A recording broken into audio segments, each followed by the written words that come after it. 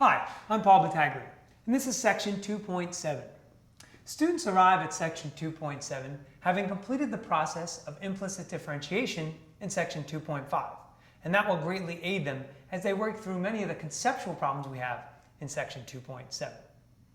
So the essential question we want our students to be able to answer as we go through the process of related rates is, what is a related rate? How do I find a related rate? And then how do I use it to solve an applied problem? So in doing this, mathematical practice number 6 is a big one that we address because it allows students to explore the connection and explain the connection among these concepts. So I think I'd like to start with having students understand the relationship between verbal statements and mathematical models. I'll give you for instance. Let's suppose that the radius of an object, let's say a snowball, is decreasing because the snowball is melting. What I want is I want my students to kind of understand that this is all related to time. So the radius of the snowball is changing as time goes on. How do we express that using calculus notation? We say something like dr dt, the rate of change of the radius with respect to time. Now from here, I think it might be helpful if students see an organizational chart because there's so many moving pieces when you do these kinds of problems. There might be a change in radius, a change in volume. There might be given information about the original radius or the original volume.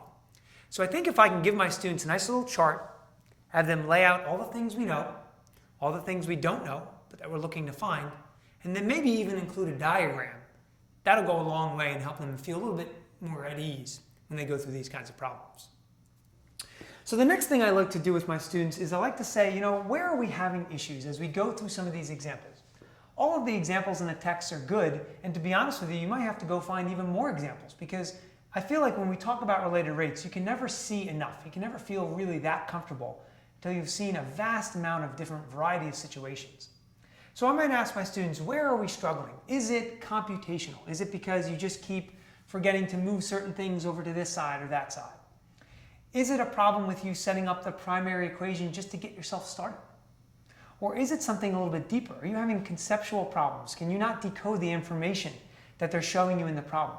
This helps me as the teacher try and walk them along and see where the class is at and how much more we need to do. So what are some common mistakes that students make? Well, here's a couple examples. Very popular questions that involve objects that are moving away or towards their destination are things that we have to watch out for. For example, let's suppose a plane is taking off from a certain city. Well, its velocity is positive because the distance between the plane and that city is increasing. Now, the plane is arriving at an airport. So as it comes in towards that city, its distance is decreasing. So the velocity would now be negative. And this just doesn't always have to be with planes and trains. It could be all kinds of situations.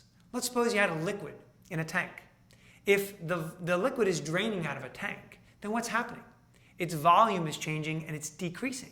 So the rate of change of its volume would be negative. This is a common mistake we see students do. They omit that negative sign. Along the same lines, when they get their final answer, sometimes they completely forget units. Gallons per minute, feet per second, miles per hour. These are very, very important things because it gives life to the context of the situation. And certainly on the AP exam, students may sometimes be even awarded 1 point for having the units correct.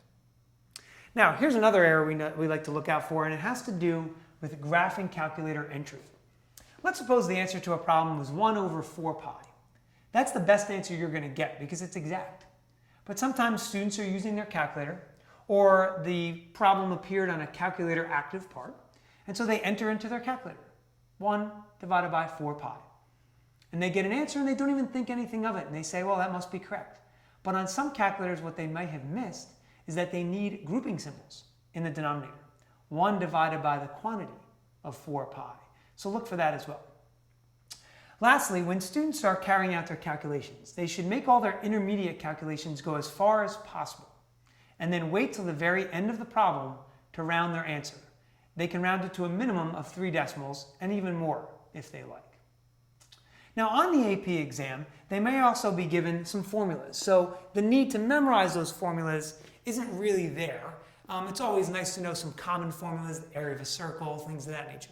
But when we get into more complex geometric figures, like a cone or a cylinder, oftentimes they'll be given that volume. I hope these tips have helped, and I'm sure you'll find much success in section 2.7.